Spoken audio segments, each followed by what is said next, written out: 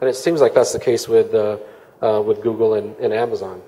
But there are companies out there today that are going to come out and say, look, we're going to start competing against the Googles and the Amazon, and we're going to allow for some of these customers to do what they want to do.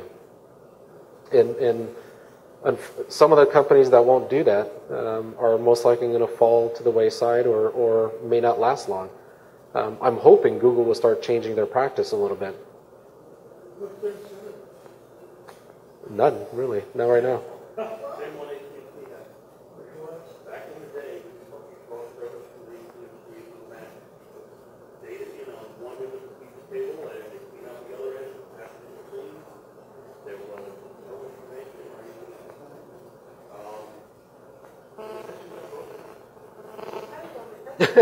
Maybe Google will get broken up. Is that what you're saying?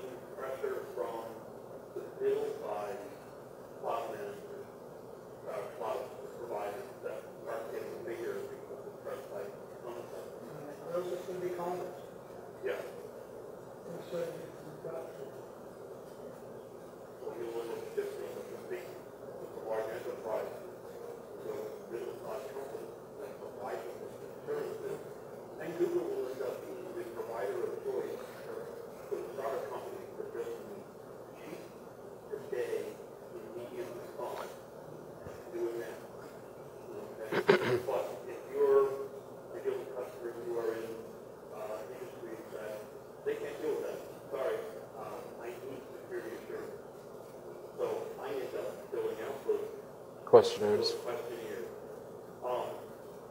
So I really hope I don't have anything sending me 2,000 questionnaires.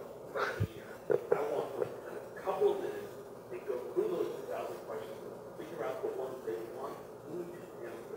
And that's how Salesforce actually does it. They have a book, and when an auditor wants to review them, they say, "Come on site. Here's the book. When you're finished with it, if you have any other questions." Yeah, sometimes that's true, yeah. Now, here's another interesting point. I talked about competitors that might be doing the same thing and people might go to them. Cisco WebEx Mail is coming out with one that does something similar, which I don't know if it's in direct relation to what Google is doing or what, but if you go to Cisco's website and do a search on Cisco WebEx Mail, it'll show that they're offering WebEx services online as well as document share and all that other fun stuff. So, and being at WebEx and talking to those guys they still go through the security process, allow for audits to occur and share information. So that might be the driver for other companies to start following the same thing. Google does have one thing that does transform, which is an absolute perpetual language based on click ad revenue. Yeah. I mean, I'm told it's like 18 years pulling out 10 or 15 times a day for cash. Who knows that much money? So I would be curious to maybe know.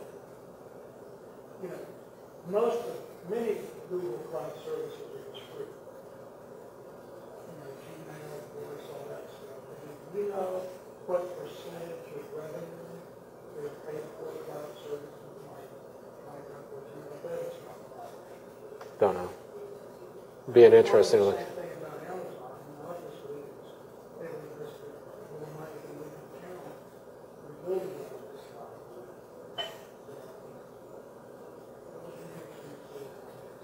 Yep, I agree.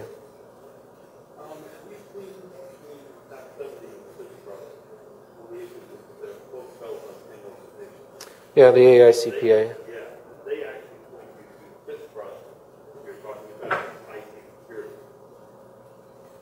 Yeah, so SysTrust has 5 different principles in there, and one of them is IT, the other one security, the other one privacy.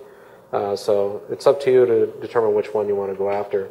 The only problem with SysTrust is if you're a global company, I've seen this happen before. We've tried to present this to companies in Europe, and they respond back saying they have a problem with the first word of AICPA, and that's American.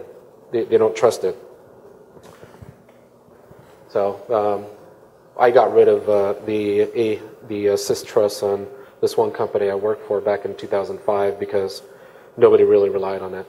But combining the ISO 17799 controls into the SAS 70 made it a lot easier for them to review and accept instead of actually going after the certification. You're welcome. Any other questions?